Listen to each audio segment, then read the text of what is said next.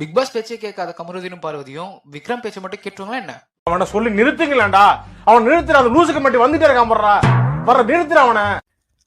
ஆனா ஆமாங்க, எஃப்ஜேக்கும் அமித்க்கு திருப்பியுமே வாய்க்கா தகராறு போயிட்டு இருந்து அமித் ஏன் சொல்ற பனிஷ்மெண்ட் எதுவுமே செய்ய மாட்டீங்க அப்படின்னு சொல்லிட்டு இருக்காரு. உங்களுக்கு பனிஷ்மெண்ட்லாம் செஞ்சா தலைவலியில போயிடுமான்னு சொல்லிட்டு கமீர் ஏத்தி வர மாதிரியே பேசிட்டு இருக்காரு. அது மட்டும் இல்லாம கொஞ்சம் கூட அந்த பொறுத்து போகணுன்ற ஒரு விஷயம் உங்களுக்குள்ள இல்லைன்னு சொல்லிட்டு எஃப்ஜே அண்ட் சபரி எல்லாருமே அவங்களுடைய பாயிண்ட் சொல்லிட்டு இருக்காங்க.